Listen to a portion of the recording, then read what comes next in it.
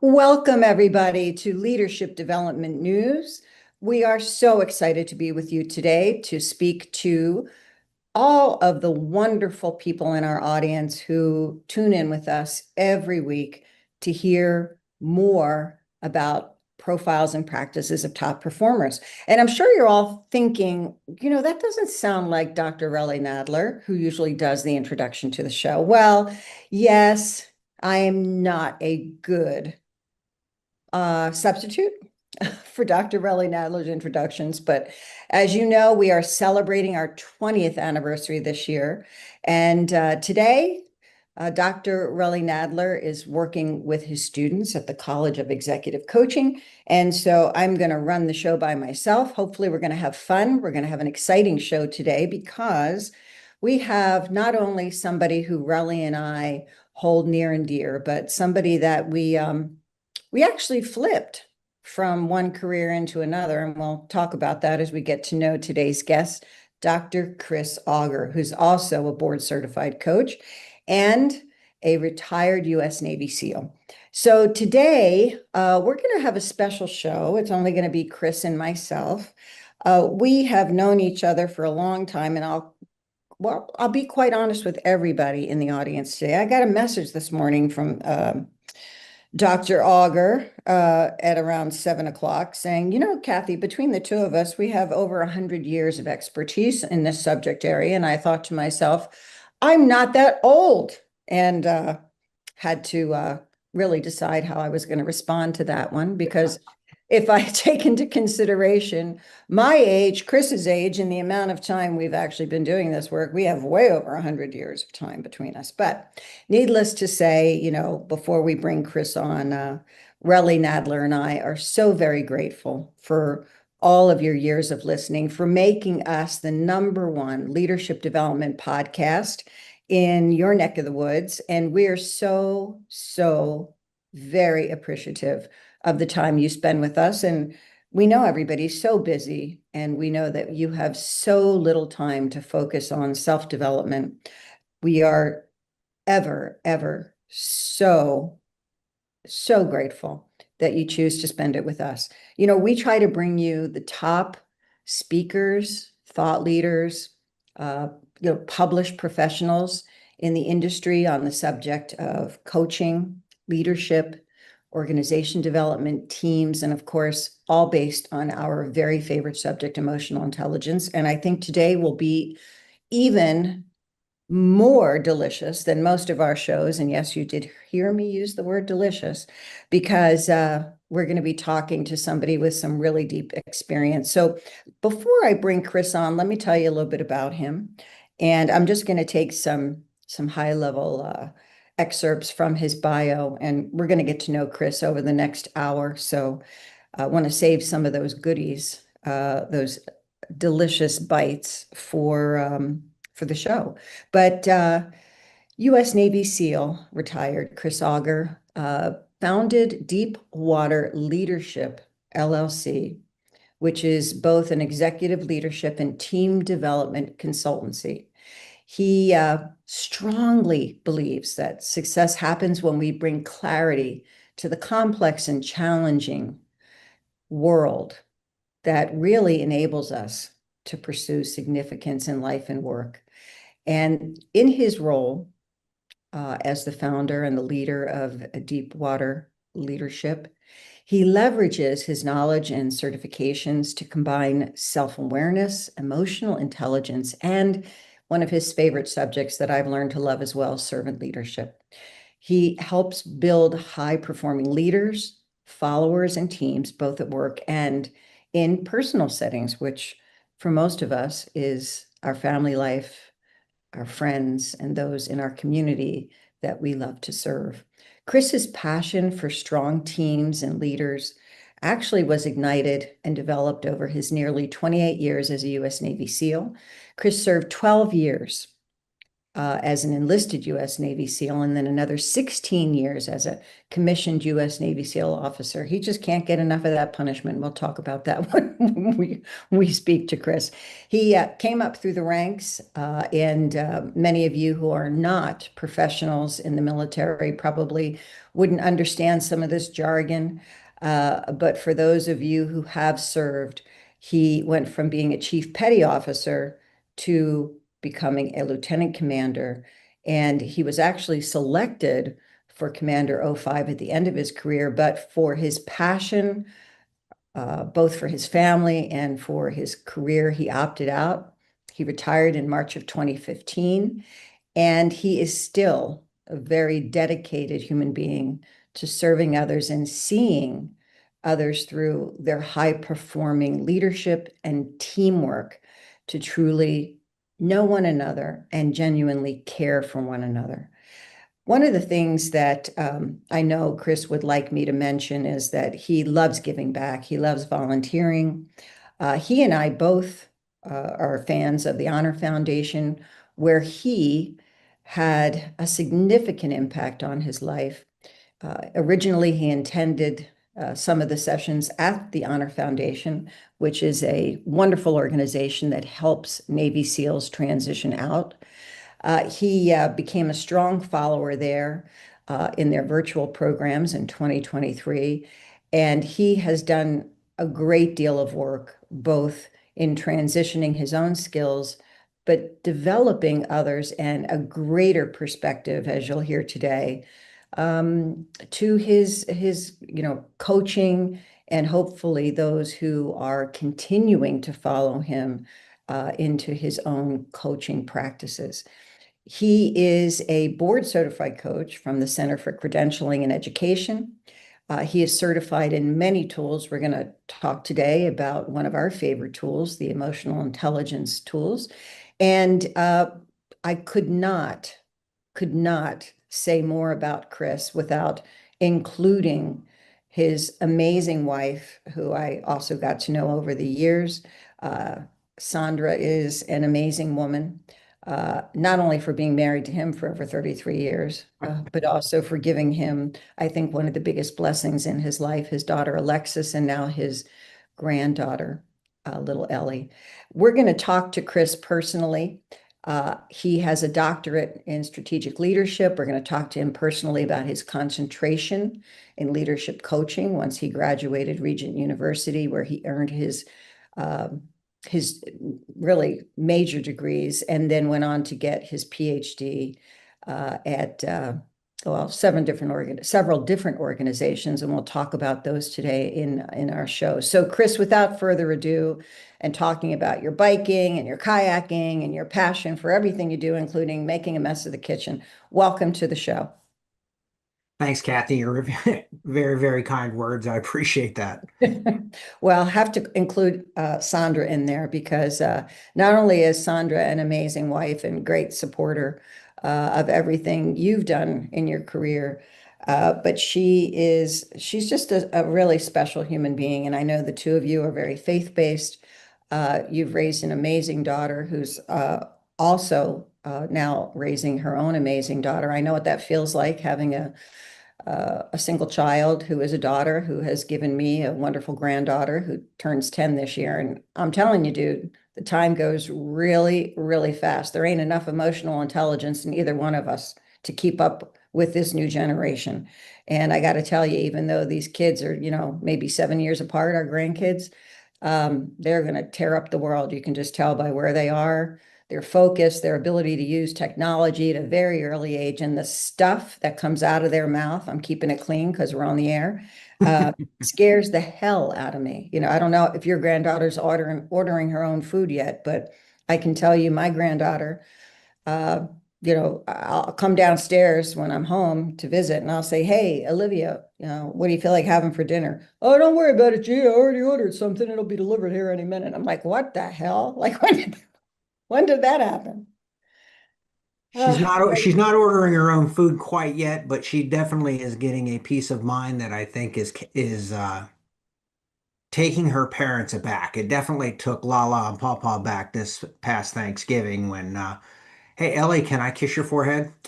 I suppose. It's such an exhausting experience to have. If you must. Yes, some emotional contact that requires physical, it's like it's hilarious. They are very funny. My granddaughter, I just told her this week, for those of you who are listening and have learned to ignore many people's voicemail messages because you use text so much. Uh, so my 10-year-old granddaughter who has a cell phone has a voicemail message and it sounds something like this. Hello. If you've reached this message, I'm either one, relaxing, two, charging my phone, or three, just chilling and really just don't want to chat with anybody. So you can leave a message if you choose to at the beep. And I was just like, that's a little lacking emotional intelligence there. Just a little bit of, emotional intelligence lacking But there. Just let me say. it, is it though, or is it just being brief? One, two, three. What? I told her, I said, Liv, try this. Hi, it's Olivia. Thank you for calling. You know what to do after the tone. Beep. I mean, I kind of like that Mr. Gru briefness. Mhm. But welcome to the show, Chris. And one of the things that we love to do as the audience getting to know you is have us tell our audience a little bit about who influenced you growing up, and kind of what brought you to where you are now. Oh, wow. I'd probably have to say, I mean, honestly, 6 months before I joined the Navy, I would have said I'd never want to be in the Navy just because my dad was in the SEAL teams and basically I never saw him. I mean, when he showed up at my chief's initiation and asked about how to put 9 sea service ribbons or deployments on a sea service ribbon, it was like, for crying out loud, Dad, no wonder I didn't know who you were. He was always deployed. He was gone or working up or something thereof. I would say he had a very significant and profound impact on me, just from a perspective of a work ethic. Treat people as you want to be treated, and just a high level of integrity that he espoused. Um, I would say that he was very firm, fair, and accountable. He didn't let us get away with much. Sometimes we didn't necessarily want him to come home from trips because mom was saying, wait till your father gets home. And we knew what we were doing. So we didn't necessarily want to have the firmness come down. But all in all, my dad was, he passed a couple years ago, 2 summers ago. And, it was a great opportunity to walk him through that and walk mom through that. And now we've got her up here in Virginia Beach with us. And we try to spend a good amount of time with her in her final years before the chair is empty.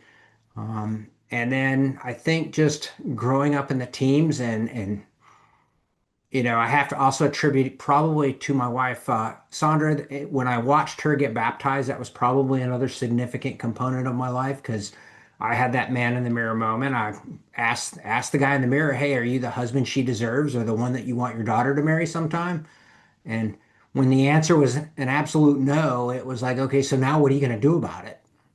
So I began a faith walk for me personally, late in life in 1998, and realized that being in a SEAL platoon as a chief or an ensign, because I had my degree at that time, it was going to take me too far away from the family. So I ended up jumping into the reserves for about 5 years.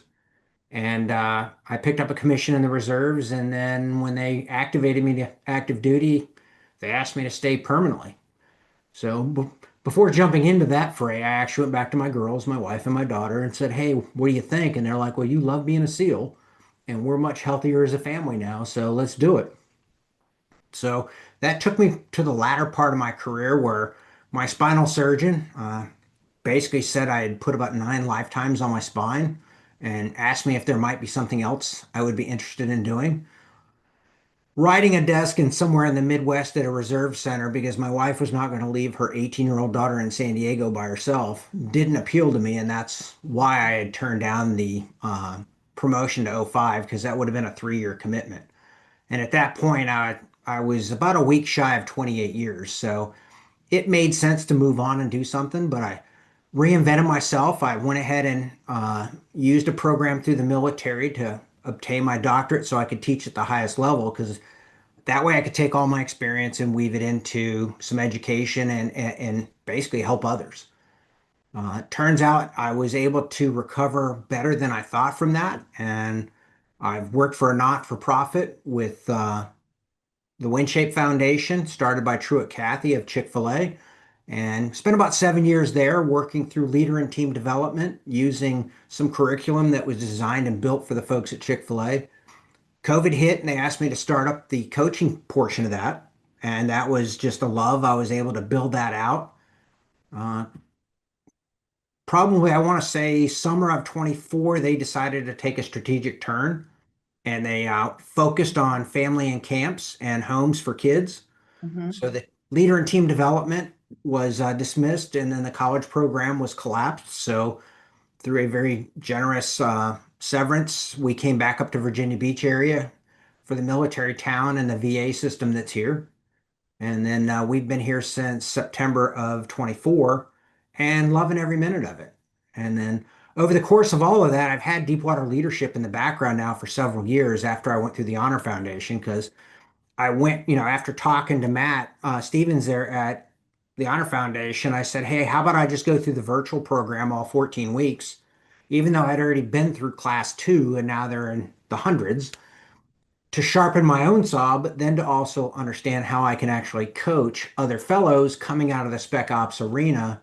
And I've been coaching at least one or two fellows each semester, several times a year, just to give back to the community and basically what I didn't really have when my wife and I jumped out of the military.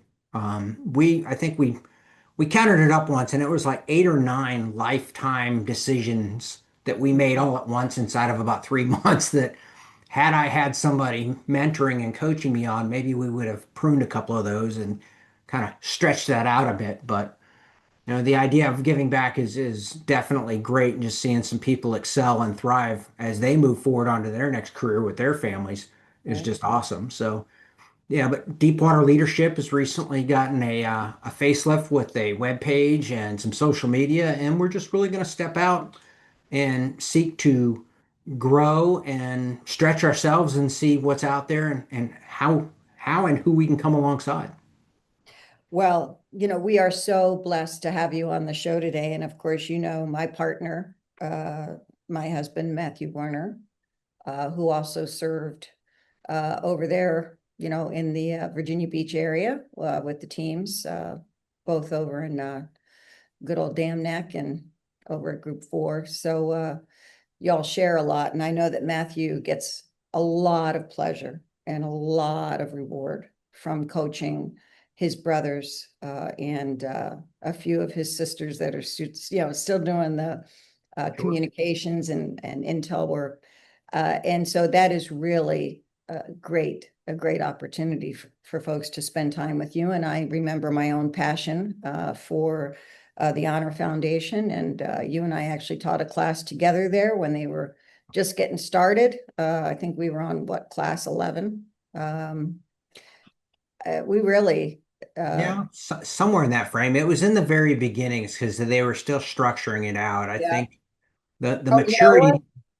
I think we had 11 people in the class, and I think it was class 3. That's what I was going to go back with. Is that it was in the very beginnings. I think the progression that has taken has just been a very unique discovery based process, and they've got uh, Bob Newman often says is that one of his favorite sayings is trust the process, and it is a process to really come alongside these folks and really help them create, not create, but actually get to know who they are and their identity, because it's not as a spec operator. It's as something much greater than that, Right. realizing that that's something they did, and then how to be able to talk about themselves. I mean, we're never taught how to talk about ourselves, silent professionals. I know there's a lot of books and a lot of movies out there these days, but aside from that, most of us don't. We'd prefer to let others talk about themselves. No, But absolutely, absolutely. And this is the 10th anniversary of the Osama bin Laden raid, and I know that there's a lot of media attention on that right now. And of course, a lot of our colleagues that you and I have worked with firsthand have been, uh, part of those planning and execution mission teams. But we're going to go to a quick break. We're going to come right back. We're going to be talking to today's everyday hero, Chris Auger, about his organization, Deep Water Leadership Coaching and Consulting. So come right back. You're listening to Leadership Development News. Welcome back to Leadership Development News. We are having an engaging and a very personal relationship with Dr. Chris Auger, founder of Deepwater Leadership Coaching and Consulting. And Chris, let me just kind of paint a picture here with your help.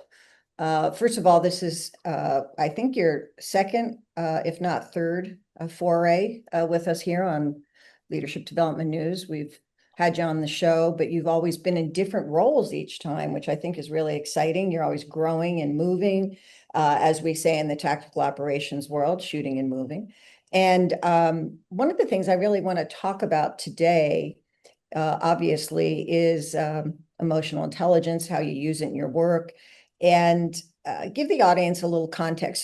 So as many of you know from my history as a behavioral scientist with special forces and special operations, usually my tongue starts to work somewhere around 3 p.m. after I've had like 4 cups of coffee. And so one of the first individuals that I was very, very blessed to work with was a gentleman by the name of Steve Wazotsky and a couple of the commanders. And some of them were in Virginia Beach, and then some of them were out on the West Coast, which is where, Chris, I believe you and I first met. And I believe you were the XO for the Center for SEAL and SWCC. And you and I teamed up. We brought emotional intelligence to the teams. We actually, as you said, introduced them to themselves now in a way that they should have had a little earlier and a little more often. But inroads have really been successful. I have well over probably 24 tactical operators across special forces and special operations that are now big believers in the emotional intelligence tools and processes and assessments for maximizing human performance.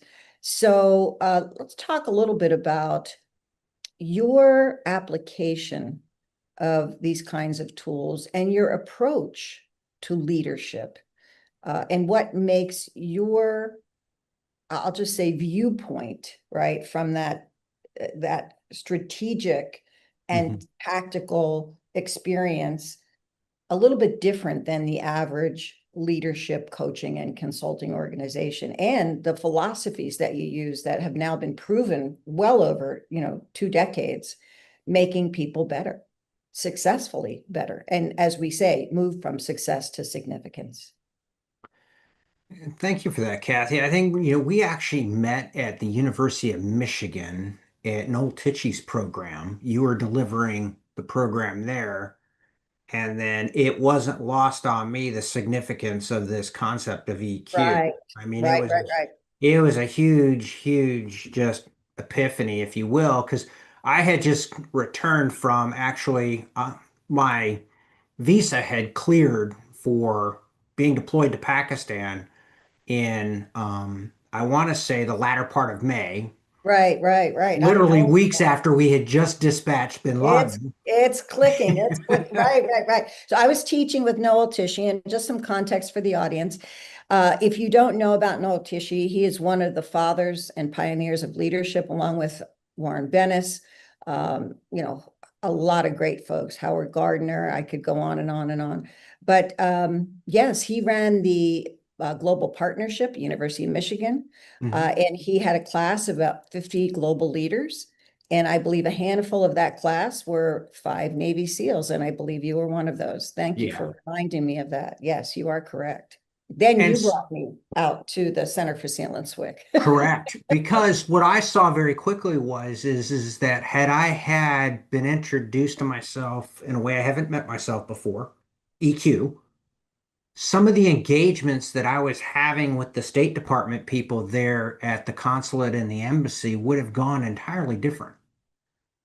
Just realizing people are showing up in different ways That's right. was very, very key. Now, what I've since been able to, I mean, I tried to get assessments, the overall game plan at the Center for SEAL and SWCC was to have SEALs take assessments early and often throughout their career, and then train the warrant officers at each of the commands and get them certified in the instruments so that they could then coach everybody on their assessments so they weren't just read and then put in a drawer someplace, but they were actually applied.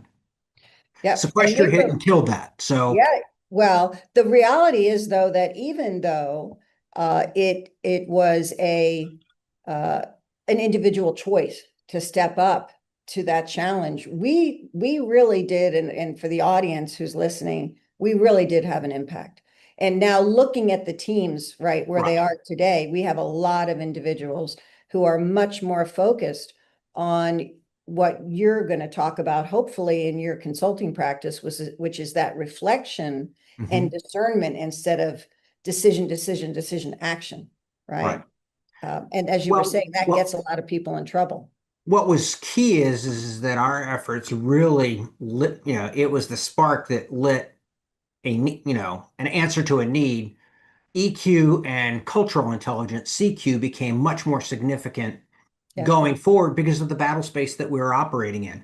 It's one thing to be running through a house taking care of bad guys at 3 a.m. in the morning, but and somebody explained to me empathy would get an operator killed. I was like, yes, if an operator is running through a house and they've got all this empathy for this person they're supposed to, let's say, deal with so that they don't hurt any of their brothers, yes, 100%. But then when the shooting stops, being able to turn the empathy up because the bomb maker's sister's in a corner with three kids and they're horrified, terrified, screaming.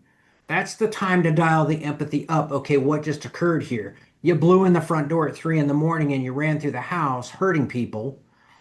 They need to understand that you're not going to hurt them. They also need to understand that you're going to inform them where you're taking the people that were being detained. And then also, you then feed them, water them, speak to them through a female interpreter, culturally appropriate. There's just a lot of things that align with EQ in that moment, and being able to like we try to say is it's not how strong or weak we are in any one of our EQ subscales.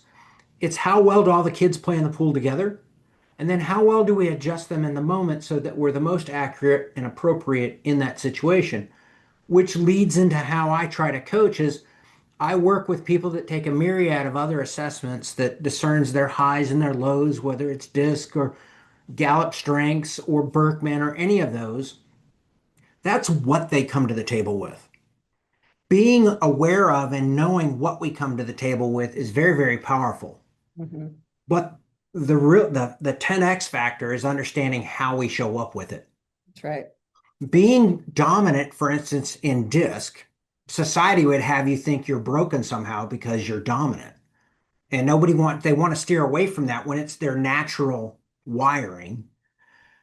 Being D with a bat, the person that nobody wants to work for because you don't want to be the next victim, you don't want to be cut off at the knees, that's inappropriate leadership.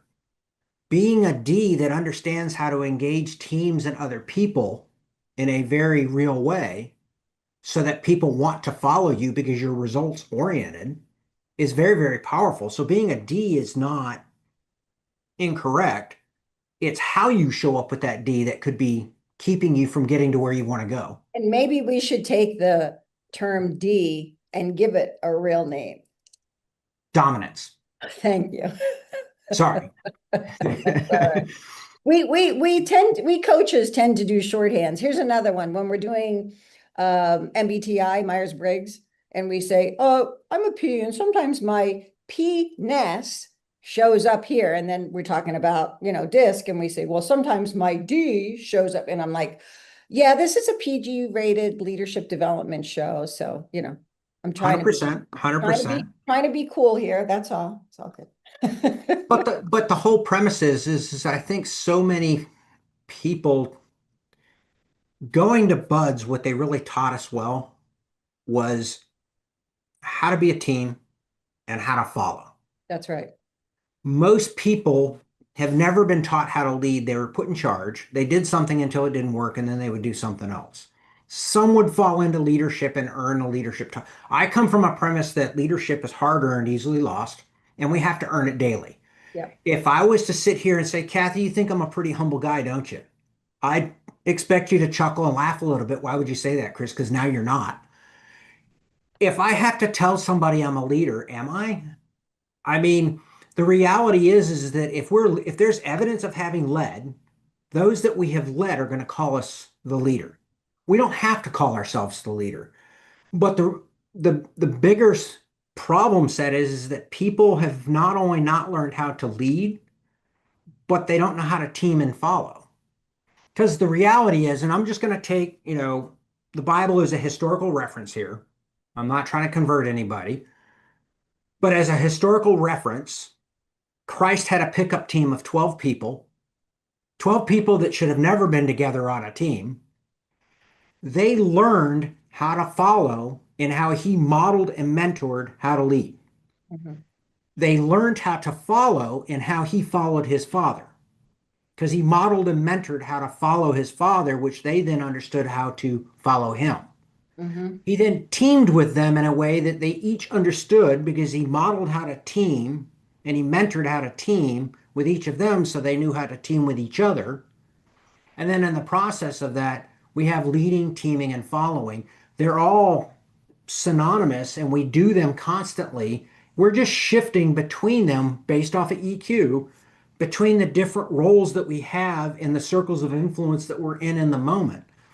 My family circle of influence, I'm a husband, a grandfather, a father, uh, chief garbage taker outer. I mean, I've got a lot of roles, but I also have roles with friends and I have roles within work.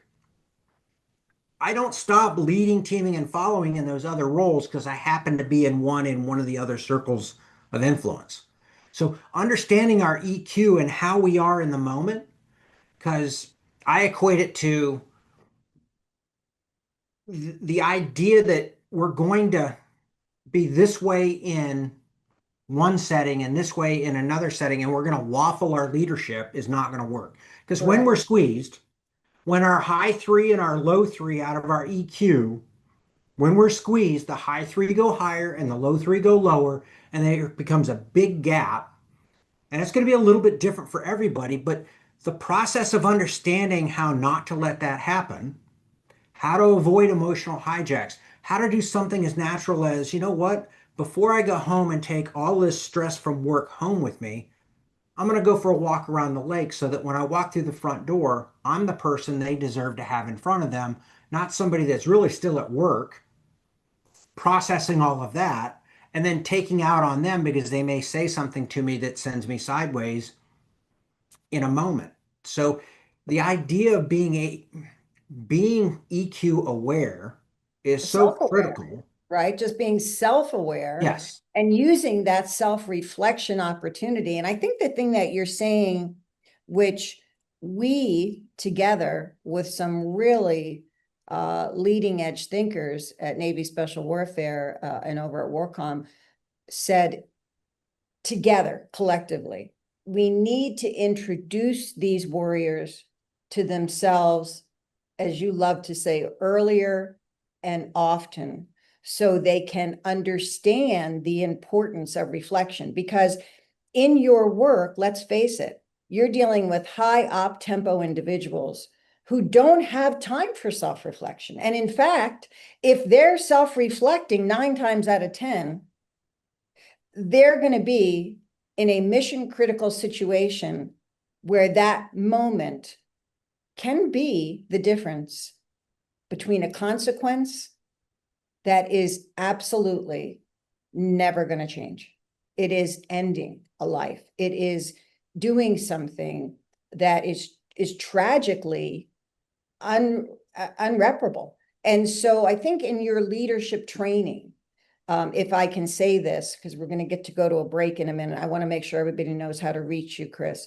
You have a very compelling way of getting people to understand different perspectives of themselves through assessments, but by looking at leadership that emphasizes identity, self-awareness, and leading from within, right, really makes a difference in their personal and their professional life. So let's make sure everybody knows how to get to you, Chris, before we go to break.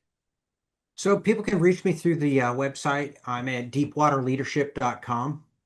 There's a form there you can fill out and reach out to me. There's social media that's there. You can click on and reach out to me and personally message me. And that, happy to take any kind of contact like that. Um, the other thing I would just add to what you said, Kathy, is that I think what's really been able to happen across Spec Ops is people have now become more aware of when to be introspectively reflective That's right. and the power of being introspectively reflective intentionally then has a cascading effect into everything else and allows them to actually make better decisions faster because they've already processed a lot of the noise out of the way. Beautifully said. Beautifully said. Well, we're going to go to our last break. So I want you to think, Chris, about where you want to focus with the last segment of the show. And for those of you who are listening, I don't know if you've figured this out yet, but you're talking to an individual who's been entrusted with developing leaders in high consequence environments. And that's both in business, in their personal lives, and both in the boardroom, in the boardroom and on the battlefield. So don't go away. Come right back. You're listening to Leadership Development News, and we're having an engaging conversation with Dr. Chris Auger of Deepwater Leadership. Welcome back, everybody, to Leadership Development News, and we're with Dr. Chris Auger, a retired Navy SEAL, and we'll tell you why it's important to say retired versus former, right, Chris? But we're talking to Chris, who is not only a great leadership development expert, but he's just one of those human beings who has spent his life serving others. He's a unique blend of military experience, academic rigor, and spiritual grounding has made deep water leadership his new passion. So, Chris, let's talk a little bit about where deep water comes from and a little bit about how your values and principles show up in how you deliver your work. Well, as I was trying to come up with a name for an organization, it is much more difficult than people would think. About the first 3 dozen names that I came up with an organization were already taken. Mhm. And what I ended up with one day that since 2009, I had a situation where if I was thinking it, it would probably be coming out of my mouth. And as an officer, that's a dangerous thing to have happen. I Mhm. had a senior enlisted who wasn't taking care of his junior troops, and he came at me one day during a department head meeting, and I gave him both barrels. And my executive officer sat me down and said, "If you ever do that again to the senior enlisted, we're going to have a different conversation. So don't say a word." And I went, "But," and he went, "If you say a word, this is going to be a really short conversation and not end well for you." And I went, "Yes, sir." And I went back to my ops office and he said, "Chris, you got Tourette's of the mouth. If you're thinking it, you're saying it. You can't do that in a position of leadership. You Mhm. have to get some control of that." And it was at that point in time I started reading a proverb a day.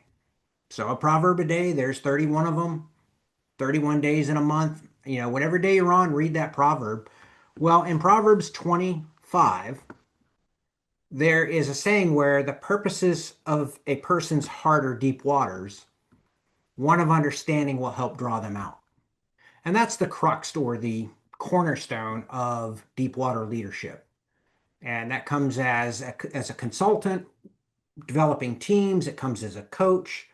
There's a myriad of ways to actually do that. I find that when you really start getting people to do that introspective reflection, to really understand how they're showing up with their emotional intelligence, their level of performance just hockey sticks right and up because the, when they get it, I mean, I've had supervisors and managers come to me after coaching people and saying, "What did you do to them?"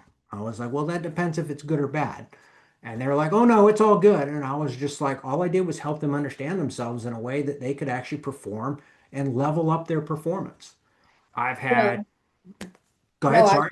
I was just, that kind of brings me, didn't mean to cut you off, but it just brings me to your understanding of stress behaviors and how they shape the way you coach leaders when they're having to perform, right, under stress. Like we were saying, there's just stress everywhere today.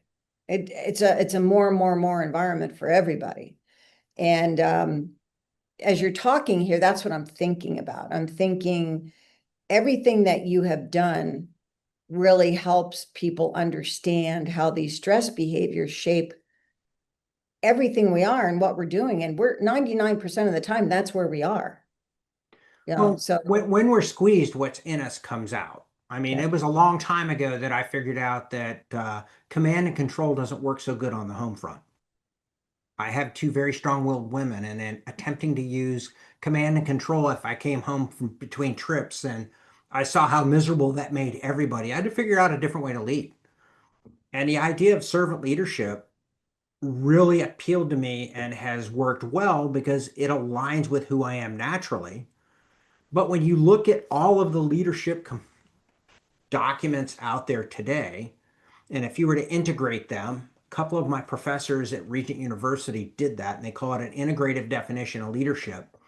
In a nutshell, it says that leaders train, equip, and influence in such a way that others, followers, willingly and enthusiastically expend their own emotional, physical, mental, and social energies to move the organization forward. If you take the context of that, I mean, that's a pretty tall order for any Mhm. one person to be able to do. For you to be able to, when you're stressed, what's in you comes out. Because when you're squeezed, what's in you comes out. If you're not intentional about developing and figuring out what is in there, you may have some significant blind spots that are keeping you from being the leader that you want to be, the husband or the father you want to be. And EQ is such a powerful component because it flows from all facets of your life. It isn't like EQ is just at work. The EQ that you naturally have, and my girls reminded me that I didn't know what empathy was. I thought I did. But when I figured out what it was, the way it improved our relationship was significant. And I think society or the influencers out there today have a tendency to collapse EQ down to simple self-awareness and empathy. Mhm. And the totality of EQ is so much more than that. And when you have the ability to actually have a real uh, rigorous assessment on EQ, and then sit down with someone that actually understands what happens when you're being squeezed and to walk through that and ask you the right questions, it's a very, very powerful way to get insights into yourself that you may have never had before.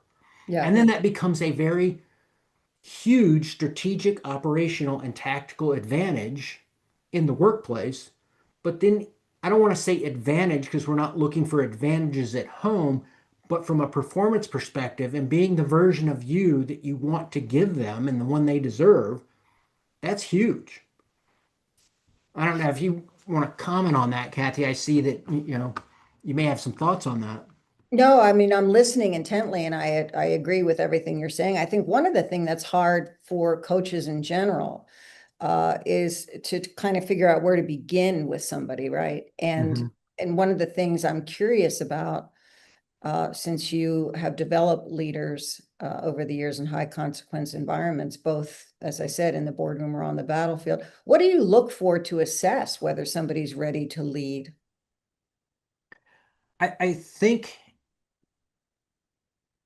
again, my belief is that we're all in leadership moments at Mhm. times. Now, how well we perform in those leadership moments and whether we're earning the title of being called a leader that depends on our willingness to grow and realize where we're at.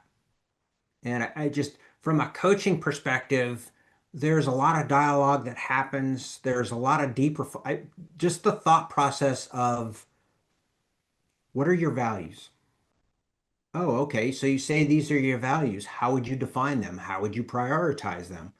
And because most people have never done something like that, they haven't even begun that introspective journey to be able to even dive into the EQ piece just quite yet. So oftentimes, I really don't typically give an EQI assessment in a coaching plan, probably not until about the fourth or fifth session, till they actually have some ability to open up a little bit. Mhm. Because usually in the first one or two sessions, you're talking about surface level challenges and problems, but you haven't had time to peel the onion back and actually get into, okay, what's really making them tick in this moment? What's really preventing them from being the leader or the husband or the father, the mother, the CEO that they're desiring to be. Yeah, and I'll tell you, it's interesting, and I was talking to you a little bit about this offline, and I know Relly and I are going to do a future show on this, which is this whole new area that we're working on with a certification that we're offering called meetyourself.com. It's a series of assessments that compare the 54 genetic behaviors that we can find through, just an oral swab in your DNA, and those behaviors that you demonstrate as talents externally. And so we're looking now at when they're matched, which becomes a strength, when one is higher than the other, when it becomes an opportunity, when you don't have a DNA strength for something, but you demonstrate it behaviorally because of the environment, so it becomes a proficiency, or when you don't have a DNA requirement for it and you don't have a behavioral requirement for it, but you keep trying to do it, it becomes a drain. I mean, these are kind of really simple principles, but to the point you're making, if we don't understand the core of who we are, Mhm. and we don't put together our own understanding of um, those things that are important to us, which I think from your integration at Deep Water, it's our experiences, our, if you will, our principles and our values by which we choose to live, and then our self-awareness and our identity, which also emphasizes our academic learning and our spiritual grounding, along with all those talents and skills that we use in the workplace.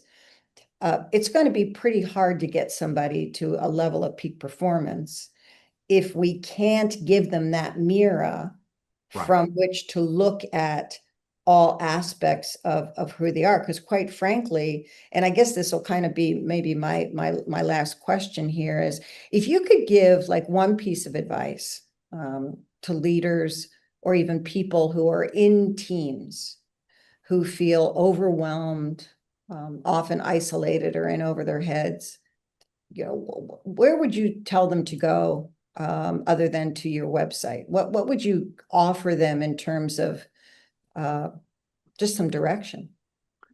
I think the challenge is to, I mean, there's so many good books out there. I mean, you can hit the ChatGPT top 10 leadership books and things of that nature. I think we all know that we can do that.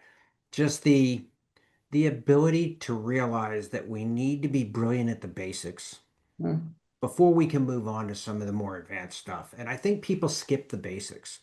Being able to lead, team, and follow with the one in the mirror is what's really, really critical because we oftentimes will give advice to teammates. We'll try to lead teammates or lead organizations or lead others, but we haven't necessarily led the one in the mirror. And that can become very, very challenging. And it's funny, I've heard it said that treat others as you'd like to be treated. But then when you see how somebody treats themselves, you're like, yeah, I don't want you to treat me like that because you don't treat yourself very well. So it's this premise that, what are what are we looking at in the mirror? How well do we lead team and follow the one in the mirror? You know, because that cascades into everything. Absolutely. I mean, and you're speaking gems here, and I hope that our listeners kind of give this a whole second listen because there's a lot of nuances in here today. You have been uh, really generous with your life and your career, and you continue to be helping blending that military leadership and deep introspection and commitment to developing others. What's the question that you believe is really something that every leader has to be able to answer before they're truly ready to lead anyone else? I think it comes down, are they willing to put others before self? I think society doesn't promote that. There's a lot of individuality that society promotes. I was just talking to somebody on LinkedIn about that, it's CEOs today are encouraged, they've got about 18 to 24 months to produce a profit or they're gone. Mm-hmm. Um, and society doesn't necessarily promote a look out for others kind of mindset. I think when we make it about others and play the long game, not the short game, Mm-hmm. I think people can level up and they'll see themselves leveling up a lot faster. Trust is greater, relationships are greater. I mean, that's what I was talking to somebody here recently about is that leading, teaming, and following is very relational. EQ is very relational. We manage things, time, money, calendars, but if we attempt to manage people as assets, that line between someone feeling like they're a team member or an asset is very thin, very dotted and gray. And typically people in authority cross over it. I'm not saying a leader in this case. Someone Mm-hmm. in charge crosses over it. And then there's wreckage in the wake that they actually have to repair and try to mend because you started treating somebody like a thing, not a relationship and a person. Right, right. One time you said to me as we closed the show here, you said, Kathy, one of my tests that I say to people is, would you follow you? Are you worth following? And if you are, where are you going to take people? And that's always stuck with me. Would you follow you? And I think for all of our listeners here, we've heard that before, but I don't think we heard it from this perspective. That integration of identity, self-awareness, experience, principles, and spiritual uh, essence of each other in relationship. Kathy, So, essence of each other in relationship. Kathy, So, I would add to that. mhm. Would you want to be on a team with you? And if you had to lead you, would you want to lead you? The answers to those three questions are very, very powerful because we've all been the person that we can look back on and go, wow, that was not my best self. I was not a good follower in that moment, or I wasn't the best teammate on that team. So if we can genuinely answer those questions, would you want to be on a team with you? Would you follow you? Would you even want to lead you?